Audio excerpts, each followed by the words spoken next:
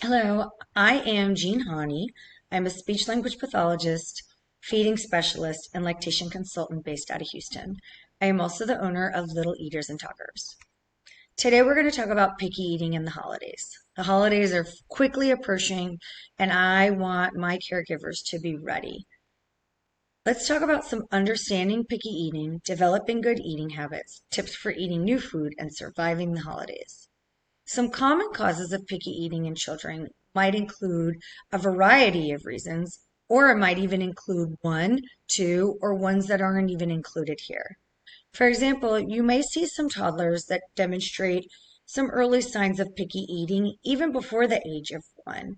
This might include avoiding certain foods and textures, for example, not eating things that are green, crying during meal times, having negative experiences, and even being forced to eat.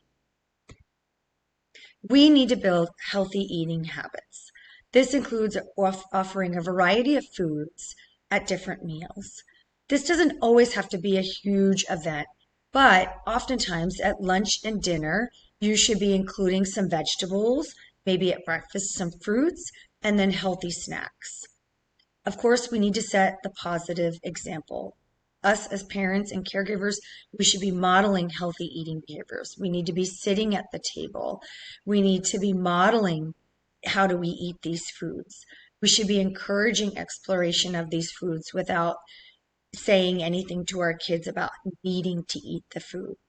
Consistent mealtime routines are really important without sabotaging these meals with snacks such as goldfish and crackers. Ways to combat that would be offering tasting plates that include yummy veggies and fruits if dinner's not going to be ready for a few minutes. And lastly, make mealtimes enjoyable and fun. Talk about the yummy food. Talk about being together. Talk about being grateful. Trying new foods.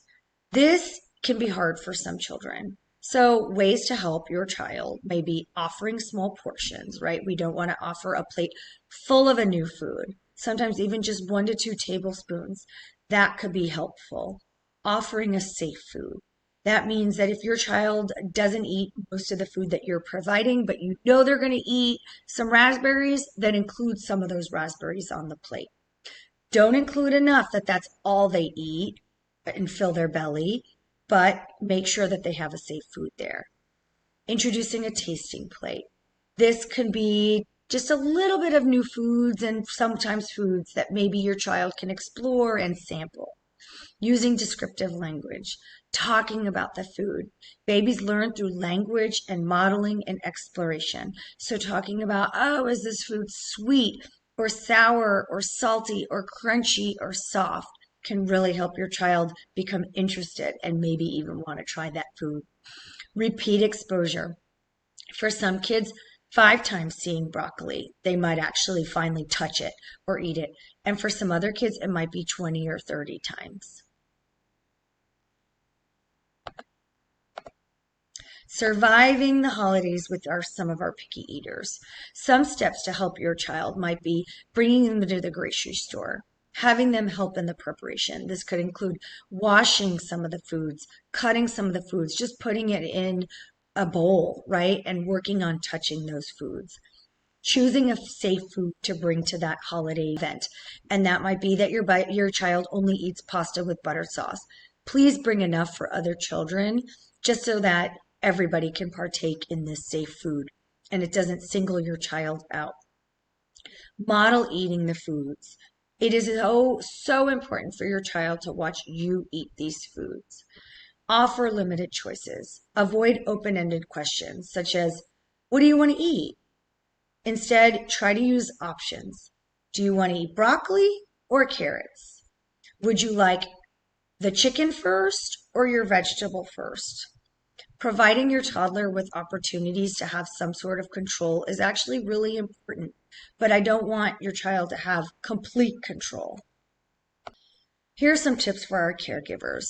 We know that the holidays add on a ton of stress, not just to us, but also to our children. Sometimes they're at these large events.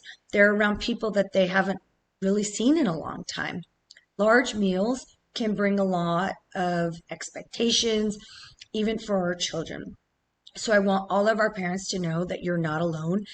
And more than likely, there might be someone else at that dinner table that is going through some of the struggles that you are.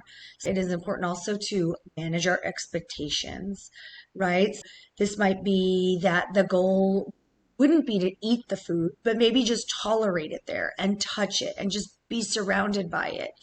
Even watching other children and adults eating these foods is a positive experience.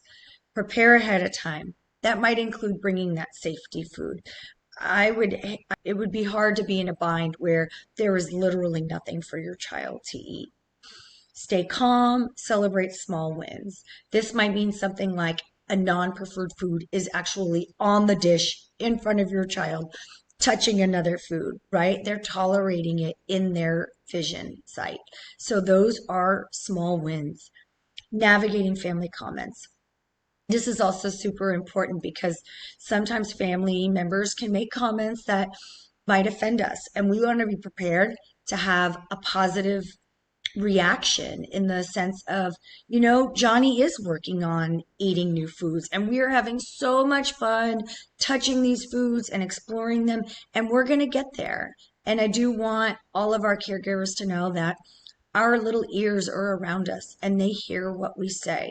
So if we start calling our children picky eaters, they kind of sometimes take it on. So I really want us to be careful on how we use our language around our children and being super positive.